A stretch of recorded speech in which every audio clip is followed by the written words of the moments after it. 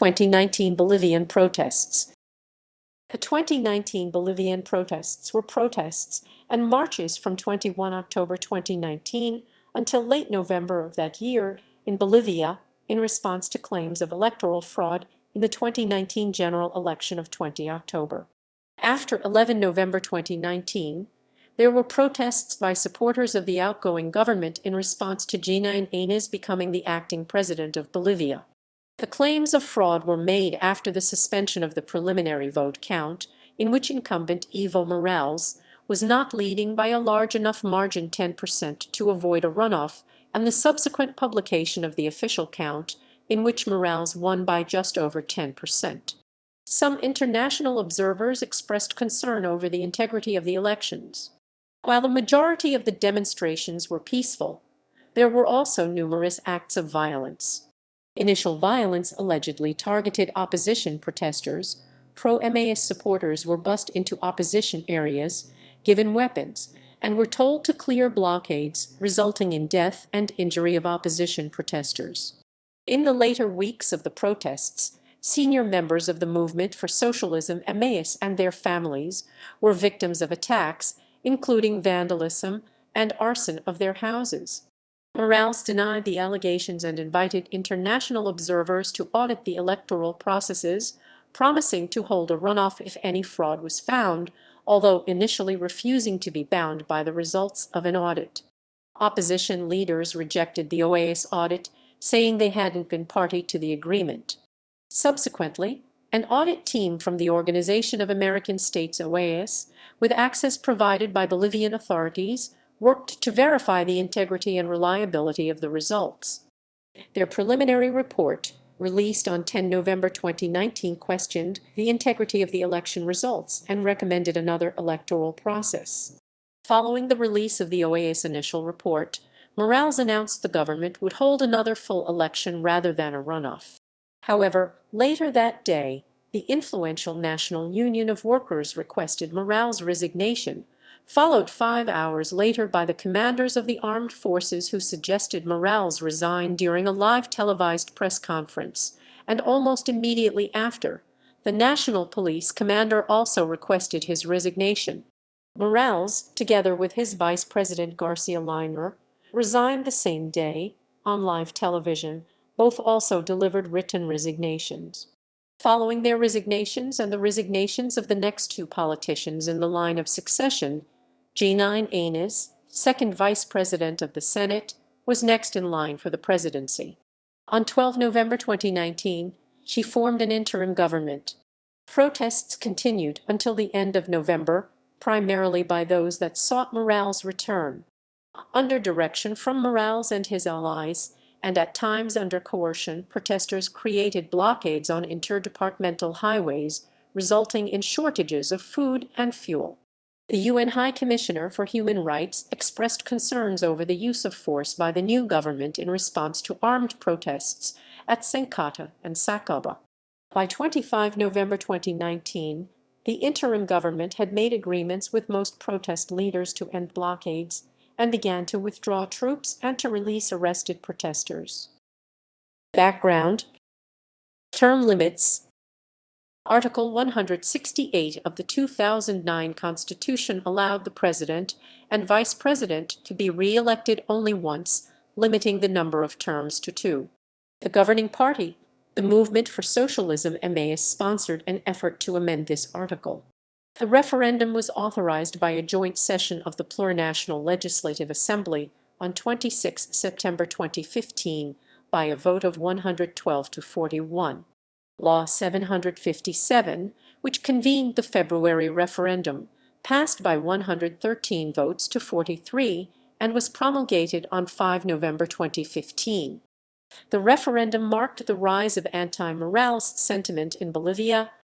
The vote was held on 21 February 2016, and the proposed amendment was rejected by 51.3% to 48.7%. A successful yes vote would have allowed President Evo Morales and Vice President Álvaro García Linera to run for another term in office in 2019. Morales had already been elected 3 times. The first time, in 2006, is not counted, as it was before the two-term limit was introduced by the 2009 Constitution. Despite the referendum result, the Plurinational Constitutional Tribunal overruled the Constitution by deferring to Article 23 of the American Convention on Human Rights, which promotes the human right to participate in government. The court ruled a little over 1 year after the referendum in December 2017 that all public offices would have no term limits, thus allowing Morales to run for a fourth term. The removal of term limits proved controversial among Bolivians, including Morales supporters, with some losing trust in Morales for overturning a referendum. John Walsh, Indy's director of the Washington office on Latin America, stated that the court's decision, which was very much in favor of Áñez, added to the tensions and distrust leading into this election, and that for Morales, it was also just hard to be in power for that long and not lose popularity. Mark L. Schneider of the Center for Strategic and International Studies summarized that there was no question that there was a successful impact on raising the standard of living of the poor under Morales, but that problems in Bolivia arose, unfortunately, from the same problems that you see in Nicaragua and Venezuela, in Honduras and elsewhere where individuals decide. 2019 general election. Heading into the elections, some voters distrusted Bolivia's voting system, suspecting fraud after Morales and his supporters disregarded the results of the 2016 referendum. Bolivia's plurinational electoral body and the private company in charge of the preliminary vote count had announced 11 days before the election, on 9 October, that only approximately 80% of the preliminary results would be released. On 20 October 2019, the first round of voting for all government positions was held. The Supreme Electoral Tribunal released two sets of counts shortly after the vote was closed. First was an exit poll that verified 95.6% of votes that showed incumbent president of Bolivia Evo Morales as having 9.33 percentage points over his main opposition and former president, Carlos Mesa. Leading by less than 10 percentage points indicates the vote must continue to a second runoff round. The complete count then appeared as provisional results on a website with routine live updates. At the point of 83.8% of votes in the complete count having been verified, the website showed Morales at 45.3% and Mesa at 38.2%. This also reflected a less than 10-point lead. However, no further updates to the preliminary results were made after 7:40 p.m. local time UTC-4. The electoral authorities explained that updates to the preliminary count had been halted because the official results were beginning to be released. Nevertheless, no official results were published overnight. At 9:25 p.m., as the vote counting was still underway, President Morales declared himself the winner of the elections, stating that while he would wait for final scrutiny of the results, the outstanding vote from rural areas would guarantee his victory. He did not mention the possibility of a runoff. Most of the remaining votes from remote rural areas were expected to go in Morales's favor, although the Organization of American States (OAS) recommended a runoff be held even if Morales's lead exceeded 10 points. Manuel Gonzalez, head of the OAS election observation team in Bolivia, said that in the case that international observers expressed concern over the unexplained day-long gap in the reporting of results, which was followed by a surge in Morales' votes when the count resumed. On 21 October 2019, a press conference of the plurinational electoral organ was held, which published data of the rapid count of the System of Transmisión de Resultados Electorales Preliminares TREP, transmission of preliminary electoral results, published at 7:30 p.m., almost a whole day after being initially suspended, stating that with 90. On 6 November, the Bolivian opposition published a 190-page long report containing fraud accusations, including irregularities such as mistaken electoral acts additions, data wiping, and electoral acts where the ruling party obtained more votes than registered voters, expecting to send it to international organizations such as the OAS and the United Nations. Timeline of events. Anti-Morales protests. 21 October. Citizens held vigils at the gates of the computing centers of several departments. The commander of the Bolivian police, Vladimir Calderon, said they were on alert for any event that could alter public order in the country after some social sectors called for civil resistance.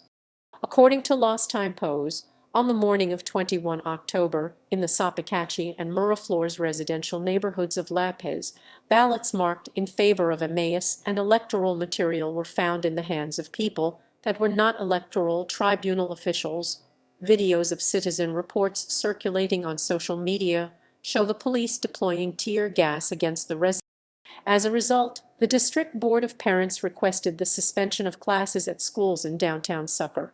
Protests in Sucre became violent, and the violence was severe to the point that a fire broke out in the campaign house of Emmaus, and the offices of the Single Federation of Workers of Peoples originating in Chuquisaca were attacked. Subsequently, female police officers, members of the National Association of NCO Sergeants, Cobos and Police Ansclopol marched, calling for a peaceful night, on the 25 de Mayo Square. At the head was their leader, Sergeant Cecilia Calani, who was wearing a white handkerchief, demanding that the president respect the vote. Protesters set fire to electoral buildings and ballot boxes in the cities of Sucre and Tarija. In Potosi, the Comsipol march ended with the electoral court of the region being set on fire, damaging nearby homes. Campfires and vigils by university students, supporters of Carlos Mesa, and activists were set in other counting centers, such as in Hotel President, Hotel Real Campo Ferial de Cochabamba. Police from Sucre were sent to Potosi to reinforce security and avoid possible disturbances before the vigil of citizens at the gates of the Departmental Electoral Court TD, which denounced irregularities in the counting and computing of voting polls. At Hotel Real, a clash between opponents and supporters of Morales and police took place. Opposition groups were attacked with tear gas by the police. Dozens were wounded, including the rector of the Higher University of San Andres UMSA, Waldo Albarracin, who was taken to the UMSA hospital. Subsequently, the computing center at the Hotel President suspended the vote count due to the protests that were in place.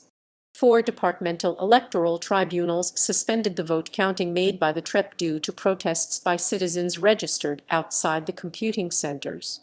The mayor of Cabaja, Luis Gatti Ribeiro, and the governor of Pando, Luis Adolfo Flores, were attacked by a group of protesters, with Flores being hospitalized. In Oruro, a MAS tent and a public ministry vehicle were destroyed. 22 October. At dawn on 22 October, the head of a statue of Hugo Chavez was found at the door of the home of the mayor of Riberalta, Omar Nunes Vela Rodriguez, after the statue was toppled and shattered by protesters. Chavez, former president of Venezuela, was a friend and ally of Morales. In Cochabamba, after violence at the Alale Fairgrounds Fakeball, which occurred between students and police on 21 October, 37 students from the Universidad Mayor de San Simon protested at Sucre Square against the alleged electoral fraud at noon. The police intervened with tear gas. Epifanio Ramon Morales, leader of the Ponchos Rojos organization, announced that they would hold marches in support of Morales, not ruling out including blocking roads and forming fences in La Paz, and warned that they would respond to attacks with chicotes, whips, and weapons. 23 October. Around noon, leaders of the local University Federation FUL and university students seized the facilities of the Civic Committee of Tarija, ignoring the board because of their alleged political affinity. In Chuquisaca, Santa Cruz, Tarija, Bini, and Cochabamba, the first day of an indefinite public strike began. Kathy Antiquara filed a formal complaint with the Special Force for the Fight Against Crime FELC of Santa Cruz about the disappearance of Eduardo Gutierrez, the spokesperson of the 21F party. The presidential candidate for Third System Movement MTS and former education minister, Felix Patsy, also spoke out against the fact that the votes for his party were passed to the MAS in the provinces of Lercaja, Caranavi, and Palos Blancos. 24 October. The Chuquisaca Departmental Electoral Court announced that the vote counting was being carried out in the municipality of Jeanine Áñez because its facilities in the city of Sucre had been burned in the protests. The count was carried out in the meeting room of the public production company Glass Containers of Bolivia. Likewise, the Electoral Tribunal of Potosi ended the recount in the municipality of La Lagua without notifying the delegates of the opposition political parties. The counts show that in the municipalities of Jeanine and La Lagua, the government party managed to obtain more than two-thirds of the votes. A group of MAS supporters expelled a group of opponents from Plaza 14 de September in Cochabamba minutes before Morales gave a speech in the square. Opponents who were on strike reported receiving insults and threats. Towards the end of the day, clashes were recorded in the city of Santa Cruz between those supporting the victory of Evo Morales and those demanding a second round. According to initial reports, several people were injured by stones and fighting in the municipality of El Torno. Also in Cochabamba, there were clashes between students and supporters of President Evo Morales, and the police dispersed them with tear gas. MAS militants announced that they will remain in Cochabamba keeping vigil until the final results. Luis Fernando Camacho, president of the Civic Committee in Santa Cruz, again addressed the people of Santa Cruz, reaffirming the call for strikes and noting that Bolivia will not go to a second round with the same electoral authorities that oversaw this electoral process. Some Bolivians living in Madrid, Milan, and Berlin demonstrated, demanding a second round between the leading candidates. At 7:00 p.m. local time, the plurinational electoral body published the vote count in Bolivia and abroad. The result Monday at 99.99% counted, with Morales winning over 40% with a lead of 10.56 points over the other candidates as a provisional result. 25 October. By Friday 25 October, when the results were officially announced with Morales as the winner, several countries in Latin America, as well as the United States and European Union, had called for the second round to go ahead regardless. From Thursday evening through the night, protesters filled the streets of the capital, chanting that Bolivia is not Cuba or Venezuela and should be respected. 26 October. Demonstrations occurred again in various regions. In Cochabamba, Santa Cruz, and La Paz, the streets were again confronted by mass in the morning, and residents returned to the shopping center to buy groceries. In Oruro, students suspended the folkloric university entrance. A group of free transportation drivers, armed with sticks and stones, went from the center of Cochabamba to the south of the city to unblock the highways in the urban center. According to official reports, the police mobilized to avoid confrontation and vandalism. According to who recorded the video filmed by residents in the area, the police only escorted armed groups. They also reported that rioters damaged the windshield of the car while traveling. 27 October. Members of the Mamor Bilo Coca Farmers Federation blocked the main road from Cochabamba to Santa Cruz on the Aquilo Bridge in Bilo to show their support for President Evo Morales. Coca farmers have announced that they will not let motorized vehicles pass this road. 28 October. On 28 October, a massive blockade took place between supporters and opponents of Morales in La Paz, Sucre, and Cochabamba. 31 October. The government announced that at least 2 people had died in protests since 21 October, both in the town of Montero. The same day, the OAS began their audit of the election. They said it would take up to 12 days to complete, with Spain, Paraguay, and Mexico monitoring. 6 November. On 6 November, opposition protesters stormed the municipality of Vinto's offices and kidnapped the mayor Patricia Guzman Arce and set the building on fire. Protesters beat her, cut her hair, and forced her to walk barefoot 40 blocks, where then they urinate and spit on her. 7 November. On 7 November, the death toll from the protests rose to 3 as a 20-year-old student called Limbert, Guzman was killed during a confrontational protest. 8 November. By 8 November, members of the police had joined the protests. In the evening, several could be seen protesting with flags on the roof of the Cochabamba Police Department, as well as in La Paz, Santa Cruz, and Sucre. 9 November. 9 November opposition protesters on Oruro burned down the governor, Victor Hugo Vasquez, house down. They also to burn down the house of the governor of Chuquisaca, Esteban Urquizu. Also burned was the house of Emmaus Senator Omar Aguilar. They all subsequently resigned. 9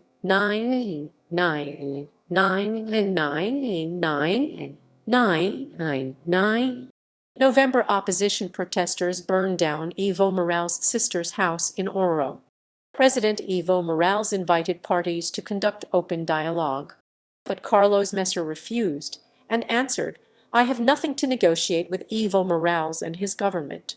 The Bolivian army, for the first time since the presidential election, discussed they would not oppose the Bolivian people as long as they asked for a political solution to overcome this problem. 10 November. On 10 November, the Organization of American States published the report that their technical audit conducted after the elections. The report alleged multiple serious irregularities, including manipulations of the IT system, that are of such magnitude that they should be investigated in depth by the Bolivian state in order to get to the bottom of them and determine who is responsible for such a serious situation. They stated that it is statistically unlikely that Morales obtained the 10% difference needed to avoid a second round. They maintained that the audit team cannot validate the results of this election and therefore recommends another electoral process. Any future process should be overseen by new electoral authorities to ensure the conduct of credible elections. The same day, General Williams Kalaman asked Morales to resign to help restore peace and stability after weeks of protests over the. Following this announcement, Morales spoke on television announcing his immediate resignation from an undisclosed location. 11 November. Protesters took to the streets to celebrate, chanting "Yes, we can" and setting off firecrackers. The police withdrew from La Paz streets as crowds welcomed the transfer of power with fireworks, while others looted stores and set reportedly politically motivated fires. Protests were also held in support of Morales throughout Bolivia.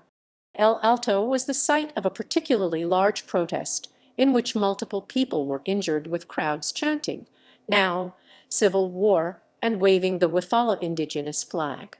The acting president, Jeanine Áñez, called for the military to support the police tasks. The head of Bolivia's military said that following reports police have been overtaxed by weeks of unrest, the armed forces would provide help in keeping order. President of Mexico Andrés Manuel López Obrador offered Morales political asylum. The decision was criticized by the National Action Party and the Institutional Revolutionary Party. 12 November. On 12 November, Morales left Bolivia on a plane toward Mexico, accepting the political asylum offered by President Obrador. Former Vice President Alvaro García Linera also left the country. Jeanine Áñez, acting president of the Senate of Bolivia, called an extraordinary session of the Plurinational Legislative Assembly in order to ratify Morales's and the other officials' resignation. Áñez called to all deputies and senators to participate, including the ones of the Movement for Socialism. At 1848, citing Article 1 of the Constitution of Bolivia, Jeanine Áñez declared herself as president of the Senate and acting president of Bolivia in front of the opposition senators in the Plurinational Legislative Assembly. The session was boycotted by members of the Movement for Socialism, which hold a majority in the Assembly. The move was later upheld by the Plurinational Constitutional Tribunal. Videos also emerged of Bolivian police cutting the Huifala off of their uniforms. It was also removed from some government buildings and burned by protesters who chanted "Bolivia belongs to Christ." Pro-Morales and anti-Áñez protests.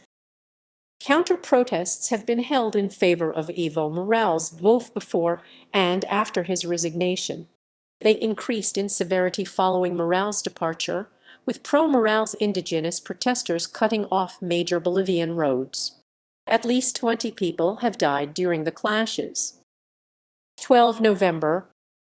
In La Paz, tens of thousands of pro-Morales protesters clashed with police, military, and opposition forces as they attempted to make their way to the city's center to protest Morales' removal. Another march of several thousand held peacefully in the periphery of the town was held on the same day, with protesters lamenting the fact that military fighter aircraft flew over the city as military and security forces blocked them from reaching the city's main square. In response, pro-Morales protesters blocked roads leading to the city's airport. Demonstrators originating from El Alto, considered a bastion of support for Morales, further attempted to march to La Paz, but were stopped by more than 400 Bolivian policemen equipped with tear gas launches and water cannons and backed by the nation's military. Police, military, and opposition forces set up roadblocks in anticipation of a renewed counter-demonstrator march on the city's center. 13 November. In the early hours of 13 November, following the proclamation of the new acting president, thousands of Morales supporters took to the street in support of their former president, calling his resignation a Washington-backed coup d'état. A crowd managed to clear the way to Bolivia's National Assembly in La Paz and protested the inauguration by waving indigenous Huifala flags that by that point had become a symbol for Morales' supporters. After videos showing the burning of the Huifala, the multicolored flag of native people of the Andes, started circulating on social media, thousands of protesters took the streets waving the banner. Another video showed police officers cutting the flag out of their uniforms, which made a police officer issue an apology. 14 November. On 14 November, Bolivian police used tear gas to break up a peaceful pro-Morales protest in La Paz. Following this, it blocked about a dozen pro-Morales senators from entering the nation's legislature, upon which pro-Morales demonstrators responded with cries of dictatorship and by throwing stones at the policemen. In the Bolivian town of Sacaba, demonstrators took the streets and expressed their support for Morales. 15 November. In Sacaba, 9 people were killed and over 100 injured during clashes between security forces and protesters. This resulted after police and armed forces attempted to prevent them marching either central Sacaba or the city of Cochabamba. Demonstrators set off sticks of dynamite, while the police and armed forces tried to disperse them with tear gas. This quickly escalated into violence, raising the total death toll since 2008 to 23. A 10th demonstrator injured by gunfire died on June 11, 2020 after 7 months, with a bullet lodged in his head. In response, Morales described the events as a massacre and the Áñez-led government as a dictatorship. UN High Commissioner for Human Rights Michelle Bachelet called the events an extremely dangerous development. A UN envoy met with Áñez shortly thereafter to relay the organization's concern. Minister for the government Arturo Murillo claimed that the army were not ordered to fire and implicated that the shots came from the side of the protesters. He also called for a transparent investigation by the Attorney General's office. As of June 2020, the official investigation of the day's events has not progressed significantly. 16 November. Áñez announced in response to the killing protesters by the armed forces that the military would be exempt from any type of criminal responsibility when acting in a legitimate defense or state of necessity. The Inter-American Commission on Human Rights Commission condemned Áñez's government for issuing the decree. UN Human Rights Chief Michelle Bachelet issued a statement saying that while earlier deaths mostly resulted from clashes between rival protesters, the latest incidents appear to be due to the disproportionate use of force by the army and police, stating that in a situation like this, repressive actions by the authorities will simply stoke that anger even further, and our Bachelet also expressed concern that widespread arrests and detentions are adding to the tensions. According to her office, more than 600 people had been detained since 21 October, many in the past few days. Furthermore, Bachelet also declared being concerned that the situation could spin out of control if the authorities do not handle it sensitively and in accordance with international norms and standards governing the use of force and with full respect for human rights, stating that it couldn't be solved through force and repression. 18 November. The interim Interior Minister Arturo Murillo threatened to arrest Emmaus legislators who refused to recognize Áñez's legitimacy for subversion. He also cautioned journalists reporting on the protests to not commit sedition. Murillo further threatened to unveil a list of Emmaus legislators which he deemed had been involved in alleged sedition. Thousands of Bolivian cocoa farmers came out in protest in favor of Morales and called for the resignation of Áñez as acting president. Bolivian police fired tear gas in the country's highlands to prevent the demonstrators from reaching the city of Cochabamba. Some of the protesters responded to the launching of tear gas by throwing stones at the police officers, which in turn responded by arresting at least 10 demonstrators. 19 November. Senate President and Emmaus leader Monica Eva Copa instructed Emmaus legislators in the Plurinational Legislative Assembly to cancel a planned vote to reject Morales' resignation. She later announced that legislation would be introduced to annul the 20 October election and move towards new elections as soon as possible. 8 people were killed in clashes outside the major Sencata gasoline plant that had been blockaded for days by Morales supporters as police and military attempted to escort a fuel convoy to relieve shortages in La Paz. Witnesses said that the men died when a military unit guarding the plant opened fire on the protesters that had surrounded it for over a week. Bolivia's new defense minister, Fernando Lopez, told reporters that not one bullet had been fired by the military at Sencata, an account that was contradicted by dozens of witnesses who had gathered at the church that night. 21 November. Dozens of thousands of pro-Morales protesters marched some 15 km from El Alto to downtown La Paz in response to the killings at Sencata. They brought with them the coffins of 5 of the 8 victims of the tragedy. Protesters were dispersed with tear gas, which also hit many passers-by. Police on motorcycles continued to fire tear gas at hiding or retreating protesters, pushing them further from the San Francisco Square. The Áñez-led interim government blamed Morales and radical groups of allegedly supporting the violence. 22 November. The interim government opened an investigation into Morales for terrorism and sedition. Hours later, the vice president of Emmaus was arrested while traveling in a vehicle without license plates carrying a number of computers and biometric equipment taken from the Electoral Commission offices. Responses. Reactions to fraud allegations. The suspension of the vote count generated criticism in the opposition and the Electoral Observation Mission of the Organization of American States, OAS. In a press conference, the head of the Electoral Observation Mission of the OAS, former Costa Rican Foreign Minister Manuel Gonzalez, made a statement in which his team expressed concern about the drastic and unexplained changes published by the Supreme Electoral Tribunal that interpreted the victory of Evo Morales in the first round, saying it is essential that.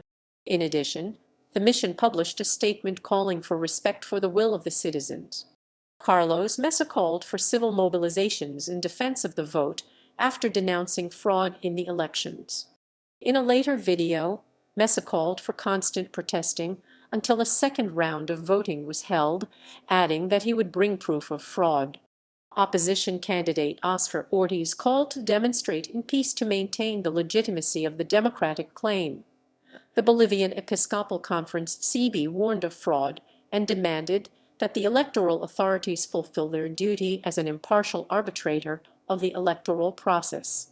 The CB also called on international observers to fulfill their mission of monitoring the transparency of the electoral process in order to respect the Bolivian people and the principles of democracy, noting that one of the observers for the election, the European Union, had financed the electronic vote count system and should therefore be mandated to ensure it is used properly.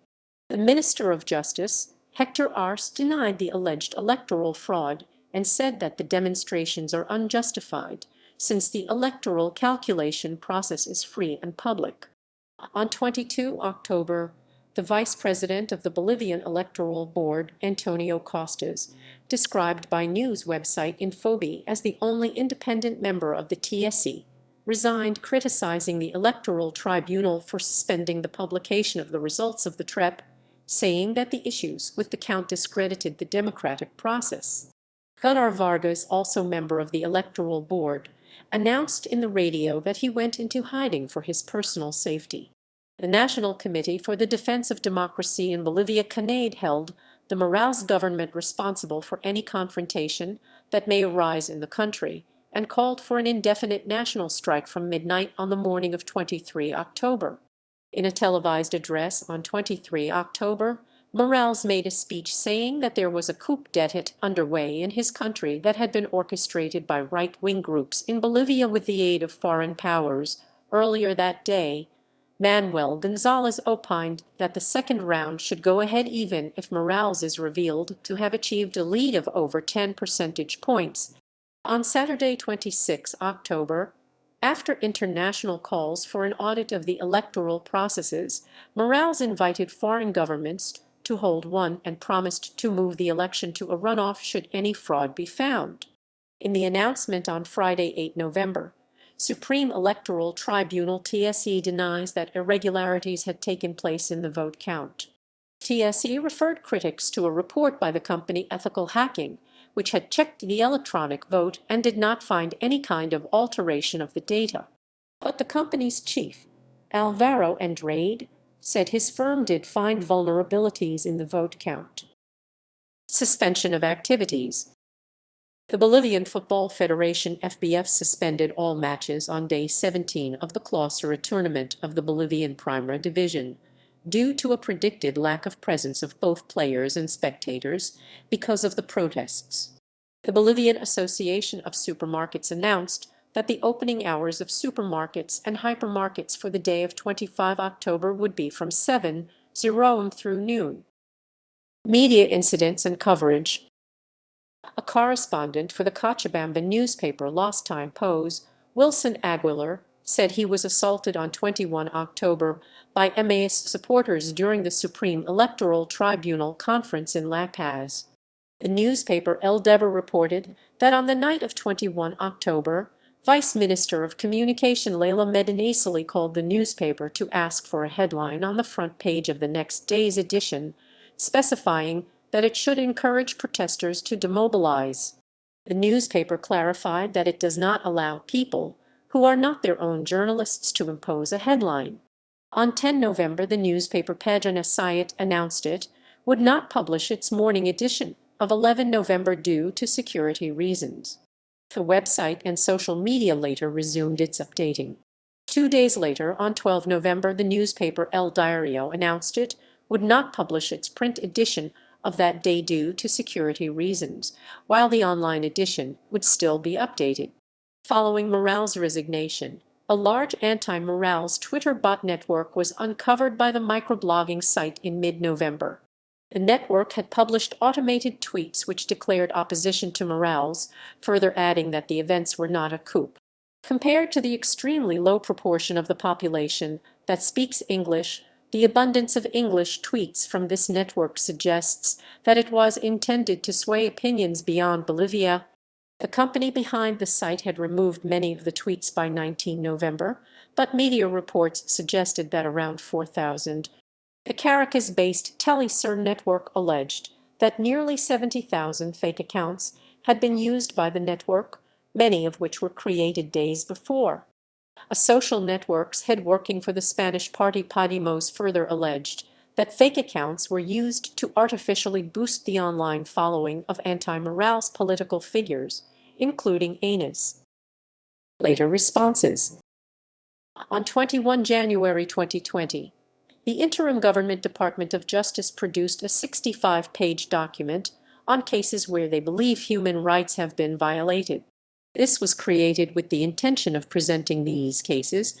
The report is in two parts, with the second relating to events of violence, sedition, and terrorism, that allegedly occurred since the 20 October elections.